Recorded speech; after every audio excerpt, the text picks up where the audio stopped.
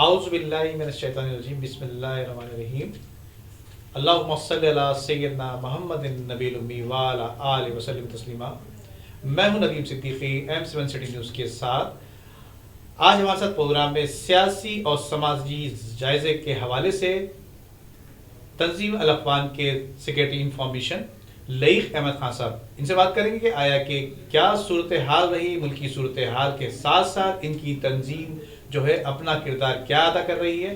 آئیے ان سے بات کرتے ہیں۔ لئیق احمد خان صاحب، یہ جو اسلام کو پھیلانے کا سلسلہ آپ نے گزشتہ 1990 سے شروع کیا ہوا تھا، آپ کا مرکزی دفتر کہاں پر ہے اور کیا کچھ خدمات انجام دے چکے کن کن علاقوں میں؟ ہمارا جو مرکز ہے ضلع چکوال کلر کار مینارہ میں ہمارا مرکز ہے، اور ہمارا سلسلہ نقش بندی اویسیہ جو کہ ذکر الہی کی کوششوں میں جو انسان کی تبدیلی کے لیے کام کر رہے ہیں، اور تقریباً وہ تو 40 سال سے ہے، 40 سال سے یہ سلسلہ نقش بندی اویسیہ چل رہا ہے، جس میں ہم انسان کی اصلاح کے حوالے سے کام کر رہے ہیں ذکر الہی کی طاقت سے۔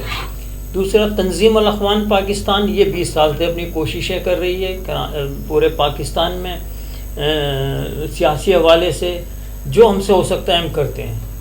تو اب معاملہ جس طریقے سے پاکستان کے، خاص طور پہ میں کراچی میں رہتا ہوں، کراچی کے حوالے سے جو چیزیں ہیں وہ اب آپ کے سامنے ہیں، اور اس سے کوئی ڈھکی چھپی نہیں ہے۔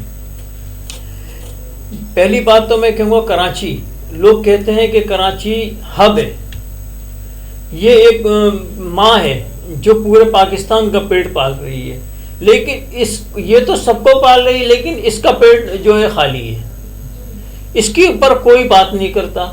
جو آتا ہے کہتا ہے یہ میرا کراچی ہے، یہ ہمارا کراچی، امن کا کراچی، اس پہ کوئی نہیں، صرف سیاست ہو رہی ہے۔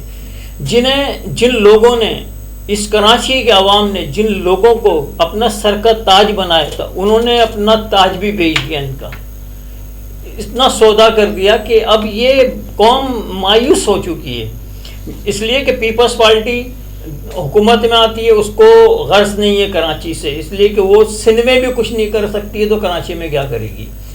نون لیگ آتی ہے، مسلم لیگ نون آتی ہے، تو اس کو بھی کراچی سے کوئی سروکار نہیں، اس کو پتہ ہے کہ مجھے سیٹ نہیں ملتی، یہ ایم کا ہولڈ ہے یہاں پر، تو وہ اس کو ایک لاوارث چھوڑ دیا ہے۔ اور جو یہاں سے مینڈیٹ لیتے ہیں، اقتدار میں آتے ہیں، ان لوگوں کو بھی اس کی کوئی فکر نہیں ہے۔ آج 30-35 سال ہو گئے ان کو سیاست میں رہتے ہوئے، کیا کیا ہے؟ اگر انڈر بائی پاس انہوں نے نا مشرف دور میں انڈر بائی پاس ہی بنائے نا، آپ ہمیں بتائیں کون سا اچھے ایجوکیشن دے دی عوام کو، کون سی اچھی صحت دے دی، کون سے مراکز بنا دیے، کون سی صنعتیں بنا دی، بلکہ ان کے آنے سے یہ ہوا کہ یہاں سے صنعتیں خالی ہو گئی ہیں، لوگ بے روزگار ہو گئے، اور آج کراچی کا یہ حال ہے کہ 80% کراچی کی گلیاں کراچی کی وہ ایسی ہیں کہ نمازی گھر سے نکل تو سکتا ہے لیکن وہ نماز پڑھنے نہیں جا سکتا مسجد، قابل رہتا نہیں ہو، اس قابل نہیں رہتا، اس لیے کہ گندگی کے ڈھیر ہیں، معصوم بچے وہ کیچڑ میں گر جاتے ہیں، حادثات ہو جاتے ہیں، مر جاتے ہیں، ان کا کوئی وارو وارث نہیں ہے۔ دوسرا، کراچی کے حوالے سے یہاں پہ ابھی ایک مہم چل رہی ہے تجاوز کے حوالے سے کہ یہ تجاوز ہٹائیں۔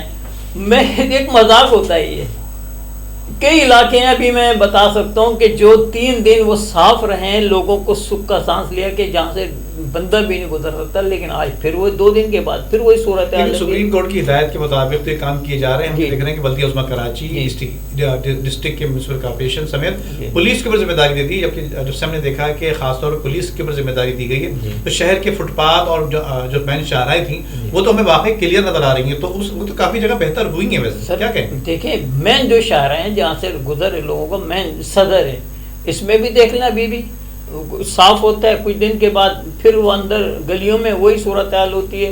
اور جو علاقے ہیں آپ کے، ناک کراچی ہے، نیو کراچی ہے، ملیری لانڈی، وہاں کی وہی صورتحال ہے، کچھ نہیں ہے، وہ ہٹائے گئے، سپریم کورٹ کے آرڈر پہ ہٹائے گئے، لیکن 2 دن کے بعد پھر وہی صورتحال اس کراچی کی۔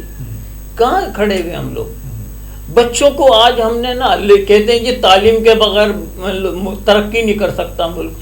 اس ملک کا سب سے بڑا المیہ یہ ہے کہ تعلیم کی تو بات کی جاتی ہے، لیکن اس قوم کو جاہل کرنے میں انہی حکمرانوں کا ہاتھ ہے، اس لیے کہ ایک ایک باپ اتنی مہنگائی میں پیسا ہوا ہے, پرائیویٹ اسکول کی فیسیں اتنی ہیں, جتنی فیس اسکول کی نہیں اس سے زیادہ ٹیوشن کی فیس ہوتی ہے, کہاں پڑھائیں؟